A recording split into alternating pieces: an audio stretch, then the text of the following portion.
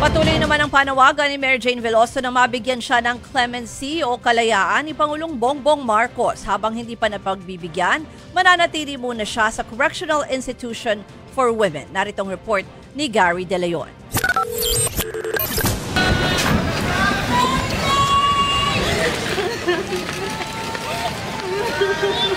Emosyonal si Mary Jane Veloso at ang kanyang pamilya nang muling magtagpo sa Correctional Institution for Women sa Mandaluyong.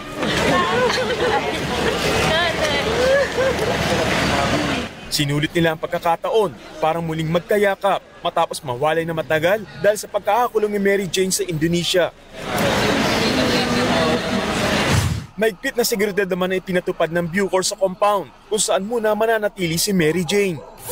Sa higpit ng seguridad na pinatutupad ng Bucor, makikita nyo karamihan ng miyembro ng media sa may gate at razor wire na bakod ng admin building na lamang pumesto para makakuha ng magandang footage at makita si Mary Jane. Agad isinalang sa booking procedure, mugshot at medical examination si Veloso bilang proseso ng mga bagong dating na convicted na PDL. Pero hindi naman nailagay sa isolation facility si Veloso dahil sa dami ng opisyal ng gobyerno na gusto siyang makita. Aminado naman ng Bucor na tila nalabag nila ang mahigpit na protocol sa quarantine ng bagong PDL. Lahat ng protocols na yun out of the window eh.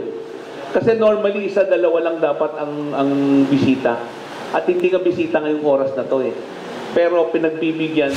Posibleng sa maximum security compound ikulong si Veloso, lalo't itinuturing na heinous crime ang binubuno niyang kaso na drug smuggling. Nakiusap naman ang pamilya ni Veloso na huwag siyang ilipat sa maximum security dahil nandoon ang kanyang recruiter. Pero sagot ng Bucor, maaari raw nilang ilipat ang bagong kulungan sa Davao o sa Palawan ang recruiter ni Veloso. Sa labas ng correctional, nagdatingan ng mga nananawagan ng bigyan ng clemency si Veloso, bagay na ipinakiusap din mismo ni Mary Jane at kanyang pamilya. At pag-usap ko sa Pangulo, sana mabigyan niya ng clemency. Pero sagot ng DOJ, nasa kamay na ni Pangulong Bongbong Marcos ang desisyon kung pagbibigyan ito.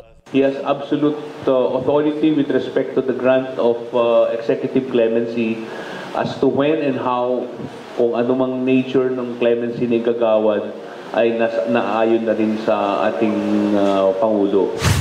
Maaari rin daw i-review ang halos 15 taon na record ni Veloso sa Indonesia para ma-avail niya ang Revised Good Conduct Time Allowance o GCTA. Kung nagkataon, maaaring mapasama si Veloso sa mga lalaya ngayong Disyembre o sa unang buwan ng bagong taon sa Enero. Nagbabalita mula sa Frontline, Gary De Leon, News 5.